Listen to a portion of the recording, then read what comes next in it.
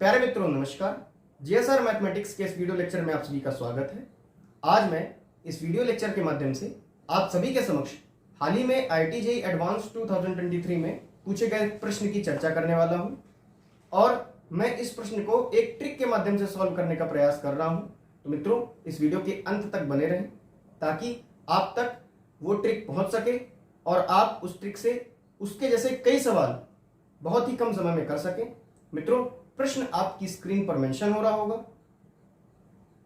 चलिए अब हम इस प्रश्न की एनालिसिस करते हैं। मित्रों प्रश्न के अनुसार मैंने यहाँ पे 3 इक्वेशंस नोट कर ली हैं। इन इक्वेशंस में अल्फा बीटा और गामा ये 3 हमारे अननोन हैं। एक्स वाई जेड 3 वेरिएबल है। प्रश्न हमको ये पूछा जा रहा है कि इन अल्फा बीटा और गामा की विविध वैल्यू के आधार पे यूनिक सॉल्यूशन, नो सॉल्यूशन और इनफाइनाइट सॉल्यूशन का सही चयन करना है। जब भी यूनिक सॉल्यूशन, नो सॉल्यूशन और इनफाइनाइट सॉल्यूशन की बात होती है तो जनरली हम लोग के दिमाग में जो आता है कि भाई डेल्टा को अगर हम नॉट इक्वल 0 करेंगे तो ये हमारा यूनिक सॉल्यूशन के अंतर्गत माना जाएगा। डेल्टा को अगर मैं इक्वल 0 करूंगा तो ये इनफाइनाइट या फिर नो सॉल्यूशन के अंतर्गत माना जाएगा। अच्छा, चूंकि इनफाइनाइट और नो सॉल्यूशन के अंतर्गत केवल एक ही चीज हो रही है, इसका मतलब इसमें कहीं ना कहीं कुछ कंडीशंस होंगी जिससे कि सिमिलैरिटी इसमें ना रहे। मित्रों मैं इस वीडियो लेक्चर के माध्यम से आपको एक ऐसी ट्रिक, एक ऐसे तरीके के बारे में बता रहा हूं जिससे दुनिया के किसी भी नो सॉल्यूशन, इनफाइनाइट सॉल्यूशन और यूनिक सॉल्यूशन के क्वेश्चन को मात्र 3 से 4 लाइनों में हल किया जा सकता है। अगर आप इस ट्रिक को ध्यानपूर्वक समझेंगे तो किसी भी प्रकार से आपको डेल्टा को निकालने की कोई जरूरत नहीं है, किसी भी प्रकार से कोई भी कैलकुलेशन करने की कोई जरूरत नहीं है, क्योंकि इन तरीकों में जनरली कैलकुलेशन मिस्टेक की काफी संभावनाएं रहती हैं।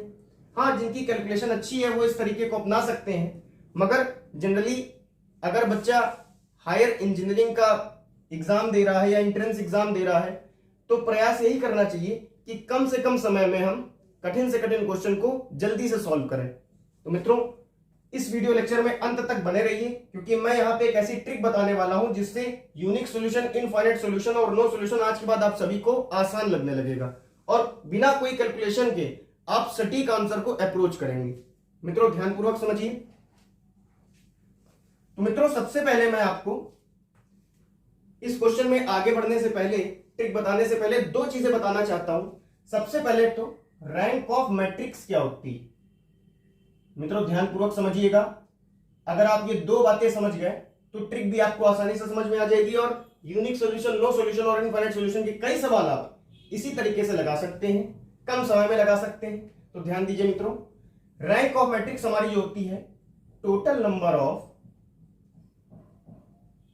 नॉन जीरो रोज इन अपर ट्रायंगुलर मैट्रिक्स। मित्रों मैं सब कुछ आपको बताऊंगा, मैंने क्या लिखा है। अपर ट्रायंगुलर मैट्रिक्स मित्रों क्या होती है, सबसे पहले मैं आपको ये बताने का प्रयास करता हूं।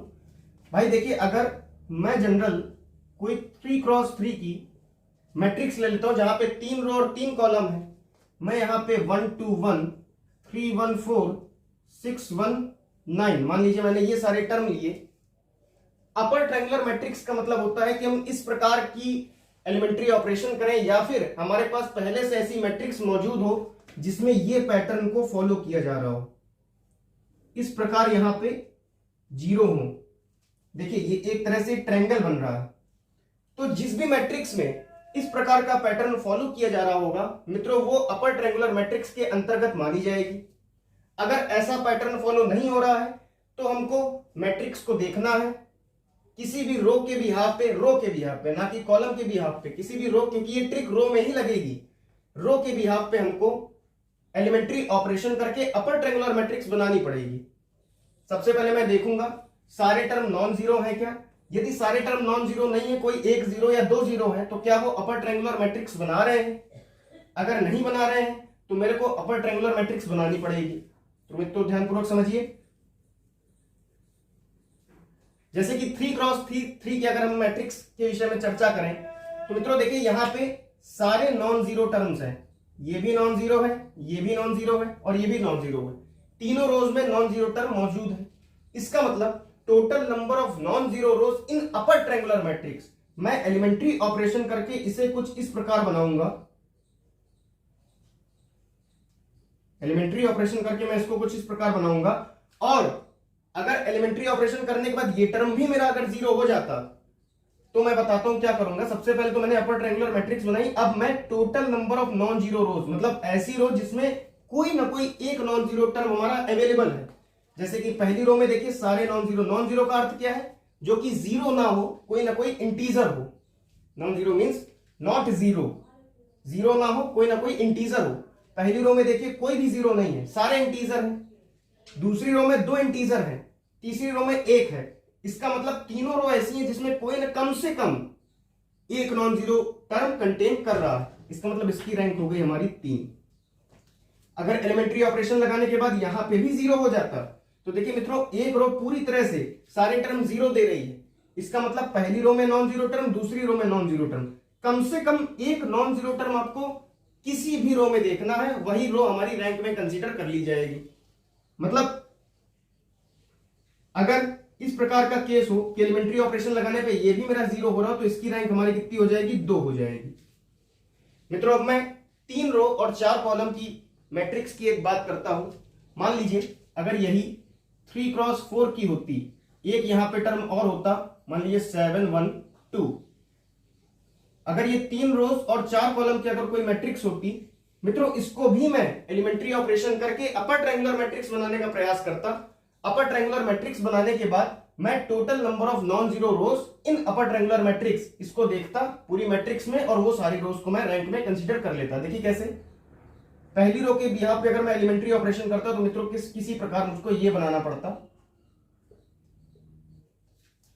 तो मित्रों ध्यानपूर्वक समझिए, मान लीजिए अगर ये 3x4 की कोई एलिमेंट्री मतलब मैट्रिक्स होती है, और इस प्रकार मैंने एलिमेंट्री ऑपरेशन करके अपर ट्रायंगुलर मैट्रिक्स बनाई। देखिए ये तरह का पैटर्न, अगर वो आगे n×n की होती तो भी हमारे इस प्रकार हमारे बन जाते। तो हमें ये पैटर्न बनाना ही पड़ेगा। तो अभी फिलहाल ये 3x4 की है, 3x4 की है। तो मित्रों इसमें मैंने देखा 1 0 पहली रो में, एक को जीरो ने, दूसरी रो में 1 0, तीसरी रो में 2 0।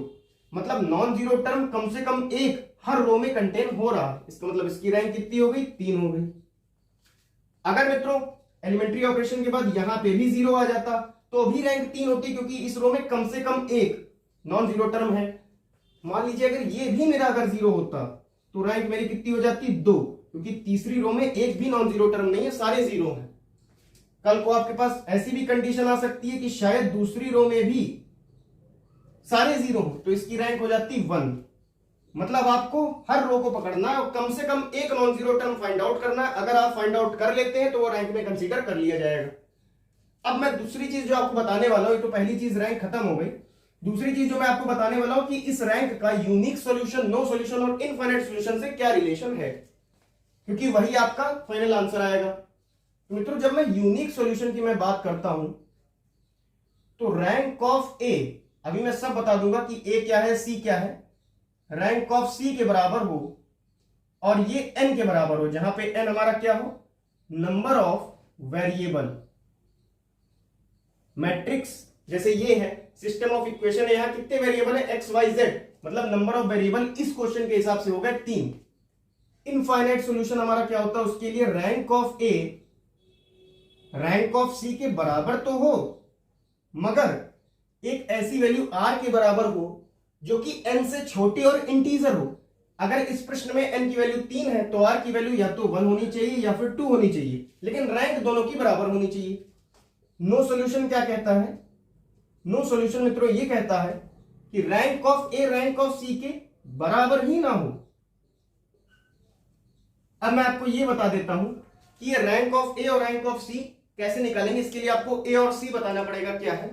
ए हमारा क्या होता है? जो भी हमको ये यूनिक सॉल्यूशन, इनफाइनाइट सॉल्यूशन और नो सॉल्यूशन जिसका भी निकालना है, वो जो सिस्टम ऑफ इक्वेशन दी है उनकी कोफिशिएंट मैट्रिक्स होती है क्या? ए।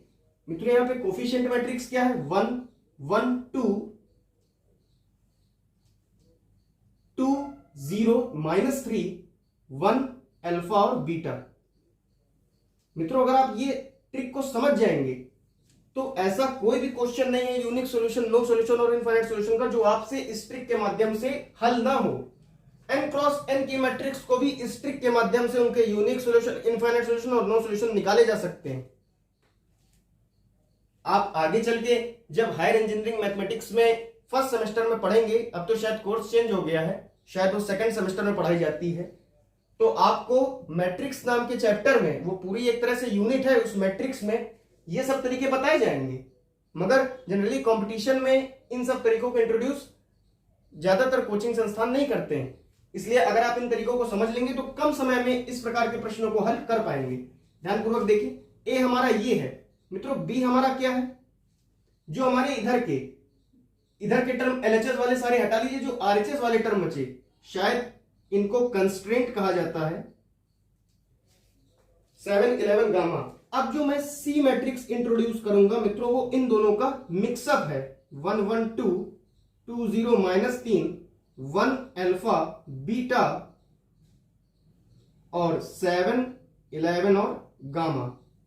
मित्रों ये 3 रो 3 कॉलम की है, ये 3 रो 1 कॉलम है और ये 3 रो 4 कॉलम। मेरे को 1 0 देखिए पहले से अवेलेबल है। प्रयास मेरे को ये करना है कि अपर ट्रायंगुलर मैट्रिक्स बनाना है, रैंक निकालना है। ए की रैंक जो मेरा इतना पोर्शन लिखा हुआ है, ये मित्रों ए ही तो लिखा हुआ है, तो इसी सी में ए को भी हम कंसीडर करेंगे, ए की रैंक निकालेंगे, पूरे सी की रैंक निकालेंगे और इन कंडीशन को सेटिस्फाई करा के फाइनल आंसर को अप्रोच करेंगे। मित्रों ध्यानपूर्वक समझिए, सबसे पहले मैं यहां पे एलिमेंट्री ऑपरेशन लगा के अपर ट्रायंगुलर मैट्रिक्स बनाने का प्रयास करता हूं। देखिएगा, अगर मैं इसको मिटा देता हूं ताकि आप लोगों को स्पष्टता दिखे। अगर मैं मित्रों R2 tending to R2 minus R1 करूं, अब एलिमेंट्री ऑपरेशन करना मैं आपको नहीं सिखाऊंगा क्योंकि मित्रों ये तो आप 11th 12th में जनरली सीख के आते हैं। ध्यानपूर्वक समझिए, R2 tending to R2 minus R1, R3 tending to R3 minus 2R1। पहली रो के बिहाफ पे मैं एलिमेंट्री ऑपरेशन कर रहा हूं। क्या मैं लाता हूं कि भाई जो मेरी सी की वैल्यू आएगी मित्रों वो आएगी 1 2 1 7, पहली रो बिल्कुल चेंज नहीं होगा, 1 1 0 -2 अल्फा -1 4 0 -7 बीटा -2 गामा -14। स्टिल अभी भी ये जो है ये ए कहा जाएगा, जो ये पोर्शन है ये हमारा बी कहा जाएगा और ये पूरा मेरा सी कहा जाएगा। मैं फिर से इसके बाद एलिमेंट्री ऑपरेशन लगाऊंगा क्योंकि मित्रों देखिए यहां जो 0 था -2 हो गया, मैंने ये 2 0 बना लिए अपर ट्रायंगुलर मैट्रिक्स के हिसाब से। मैंने देखिए ये 2 0 बना लिए, ये 0 बनाना मतलब इस टर्म को मेरे को 0 करना है। कैसे करूंगा? सेकंड रो की मदद लूंगा। ध्यानपूर्वक समझिए मित्रों, R3 tending to R3 minus 7/2 times of R2 अगर मैं करूं तो देखिएगा मित्रों क्या आता है, C इक्वल हमारा आ जाएगा 1 2 1 7। First row no change, second row as it is absolutely no change, और जो मेरी थर्ड रो है वो देखिए क्या होती है 0। अब देखिए -7 में अगर मैं 7/2 टाइम्स ऑफ -2 कर दूं, 2 से 2 कैंसिल हो गया, 1 आया तो -7 + 7 ये हमारा आ गया 0। इसी प्रकार अगर मैं देखिए अपर ट्रायंगुलर में देखिए ये बन गई बीटा -2 -7/2 टाइम्स ऑफ अल्फा -1 अगर मैं कर दूं मित्रों 2 बीटा -4 -7 अल्फा + 7/2, एक तरह से हमारा आ जाएगा 2 बीटा -7 अल्फा + 3 डिवाइड बाय 2। मित्रों यही एलिमेंट्री ऑपरेशन मैं लास्ट टर्म में भी लगाऊंगा, गामा -14 -7/2 टाइम्स ऑफ 4 ये हो जाएगा गामा -28। अब मित्रों देखिएगा किस प्रकार जो भी हमको ऑप्शन दिए गए हैं, किस प्रकार हमारे केवल इतने टर्म को और इतने टर्म को 0 करने या फिर 0 ना करने से आ जाएंगे। आपने किसी भी प्रकार की कोई भी कैलकुलेशन नहीं करी, बस जनरली छोटी मोटी कैलकुलेशन तो करनी ही पड़ती ताकि मैं फाइनल आंसर को अप्रोच करूं। तो मित्रों ध्यानपूर्वक देखिएगा, सबसे पहले मैं आपसे पूछना चाहता हूं कि इतना टर्म जो मित्रों मेरा है ये क्या है, ये हमारा ए कहा जाएगा। मित्रों ये पूरी जो मेरी मैट्रिक्स है 3x4 की, ये मेरी क्या कही जाएगी, सी कही जाएगी। अगर मैं इस ए में देखिए लास्ट में 2 0 है, अगर मैं इसको भी 0 कर दूं, लास्ट वाली वैल्यू को भी मैं ए में 0 कर दूं, तो मित्रों ये तीसरी रो मेरी पूर्णतया 0 हो गई इस ए के लिए। केवल इतने पार्ट के लिए, इनको ना इंक्लूड करिएगा, इतने पार्ट के लिए देखिए मित्रों ये 0 हो गया। तो ए की रैंक मित्रों क्या आ गई, 1 2 1 0 माइनस 2 अल्फा माइनस 1 0 0 0। ए की रैंक आई थिंक आ गई 2। मित्रों रैंक ऑफ ए 2 आ गई कब? जब मैंने इसको 0 किया। अगर मैं इसको भी 0 कर दूं, अगर मैं इसको भी 0 कर दूं तो मित्रों ध्यानपूर्वक समझिएगा, पूरे सी की अगर मैं चर्चा करूं तो 1 2 1 7 0 माइनस 2 अल्फा माइनस 1 4 0 0 2। इसको भी मैं 0 कर रहा हूं और इसको भी 0 कर रहा हूं। देखिए सी में भी ये रो पूरी तरह से 0 हो चुकी है, नॉन जीरो टर्म कोई भी अवेलेबल नहीं है। सेकंड रो में देखिए है, फर्स्ट रो में है, इसका मतलब सी की रैंक भी मेरी कितनी हो गई? 2 हो गई। तो rank of A equal rank of C, rank of A भी 2 रैंक ऑफ सी भी 2, और वैल्यू नंबर ऑफ वेरिएबल से छोटी क्योंकि नंबर ऑफ वेरिएबल 3 है, रैंक आ गई 2। मित्रों ये इनफाइनाइट सॉल्यूशन के अंतर्गत आ जाएगा। अब मैं आपको ऑप्शंस बताता हूं क्योंकि ये भी एक ऑप्शन है, मैं आपको ऑप्शंस बताता हूं क्या क्या आ रहे हैं। सबसे पहले तो ये कह रहे हैं, सबसे पहले ये कह रहे हैं कि बीटा इक्वल 1/2 7 अल्फा माइनस 3। अब ये कैसे आ रहा है भाई? ये कौन सी बला है? अगर मैं 2 बीटा माइनस 7 अल्फा प्लस 3/2 को अगर मैं 0 करता हूं तो देखिए 2 बीटा की वैल्यू 7 अल्फा माइनस 3 आ गई। तो मित्रों बीटा की वैल्यू मेरी हाफ 7 अल्फा माइनस 3 ही आ गई। तो बीटा की वैल्यू जहां पे हाफ 7 अल्फा माइनस 3 दिया गया, इसका मतलब इस टर्म को इन्होंने 0 कर दिया, इस टर्म को 0 कर दिया और गामा की वैल्यू 28 कर दी। गामा माइनस 28 को भी इन्होंने 0 कर दिया, तभी गामा की वैल्यू 28 आ गई। ये भी टर्म 0, ये भी टर्म 0, यही वाला। यहां पे ए भी पूरी तरह तीसरी रो 0 कर देता है और सी भी कर देता है, दोनों की रैंक 2 आ गई। Infinite solution. पी का कौन सा पार्ट हमारा ऑप्शन हो गया? पी का ऑप्शन हमारा मतलब पी का सही पार्ट हमारा हो गया 3। अब मित्रों देखिएगा सेकंड हमको क्यू क्या दे रहा है? Beta equal 1/2 7 alpha minus 3 and gamma not equal 28। मतलब ये टर्म तो इन्होंने 0 कर दिया, इससे ए की रैंक तो आपकी 2 आ गई। सी की रैंक निकालने के लिए इन्होंने इस टर्म को गामा माइनस 28 ही रहने दिया। इसका मतलब ये नॉन जीरो टर्म आया क्योंकि नॉट इक्वल टू 28 है, कोई ना कोई वैल्यू दे देगा। सी की रैंक हमारी आ गई मित्रों 3, ए की रैंक 2, सी की rank 3। Rank of A not equal rank of C, it means no solution. तो क्यू का मेरा जो पार्ट आ गया मित्रों, ये हमारा आ गया सेकंड पार्ट। देखिए किस प्रकार हमारे सारे ऑप्शन भिड़ रहे हैं। सारे ऑप्शन हमारे केवल ये एक एलिमेंट्री ऑपरेशन, 2 एलिमेंट्री ऑपरेशन, और केवल मैंने सी, इस तीसरी लाइन को भी मैंने इंक्लूड कर दिया क्योंकि मैंने आपको सी बताया क्या होता है। 1 2 3 स्टेप में आपके सारे आंसर आ रहे हैं केवल ऑब्जर्वेशन से। तीसरा है beta not equal 1/2 7 alpha minus 3, means इस टर्म को इन्होंने 0 नहीं किया है। और गामा भी नॉट इक्वल 28, मतलब ये भी आपका 0 नहीं है मित्रों, ये भी आपका 0 नहीं है। इसका मतलब ये भी कोई ना कोई वैल्यू मेरा दे देगा, -7 अल्फा प्लस 3/2, और ये भी कोई ना कोई वैल्यू दे देगा। अगर मैं सी के विषय में चर्चा करूं तो मित्रों ये भी टर्म और ये टर्म दोनों कोई ना कोई वैल्यू दे रहे हैं। अगर ए के विषय में चर्चा करूं तो ये टर्म कोई ना कोई वैल्यू दे रहा है, इट मींस तीसरी रो में ये भी नॉन जीरो है, तीसरी रो में ये दोनों नॉन जीरो है। तो रैंक ऑफ ए हमारी 3 कही जाएगी, रैंक ऑफ सी भी हमारी क्या कही जाएगी? 3।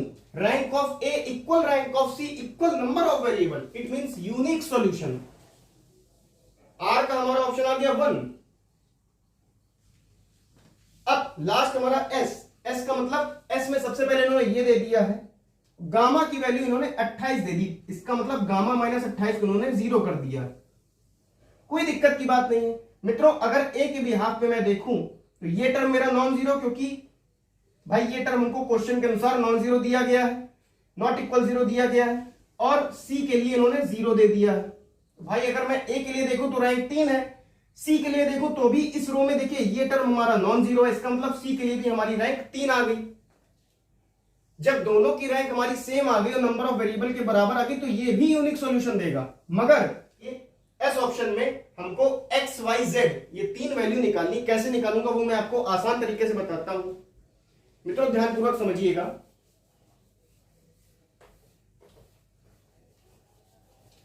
तो सबसे पहले मैं आपको यह बताने का प्रयास करता हूं कि भाई जो मेरा इतना पार्ट था ए था, जो इतना पार्ट था ये बी था, ये हमारा बी था, और ये जो हमारा ये ऐसे स्क्वायर बना हुआ है 3x3 के मैट्रिक्स वो मेरा ए था।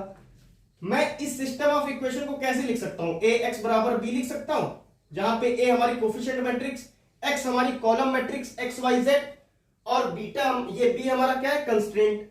इसी तरह मैं इसको भी इस प्रकार लिख सकता हूं, देखिएगा A 1 2 1 0 -2 alpha -1 0 0 2 beta -7 alpha plus 3 divide by 2 X Y Z.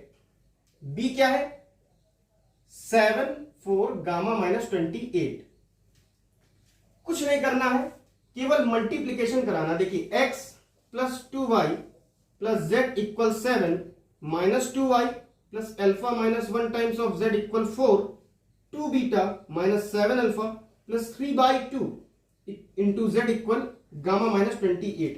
Last option में गामा की वैल्यू 28 दे दी गई, इसका मतलब हमारी ये वैल्यू 0 हो गई।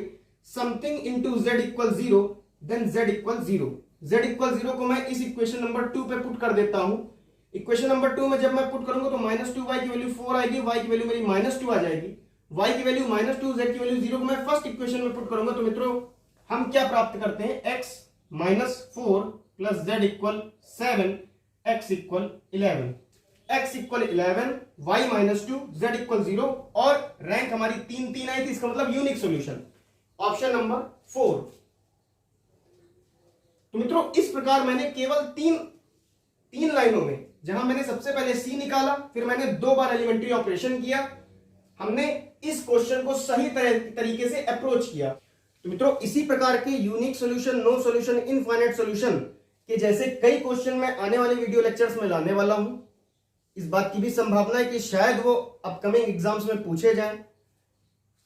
तो इस प्रकार के प्रश्नों को जानने के लिए, इस प्रकार के प्रश्नों के हल के विषय में जानकारी प्राप्त करने के लिए हमारे इस चैनल को सब्सक्राइब करें, वीडियो को लाइक करें, वीडियो को शेयर करें।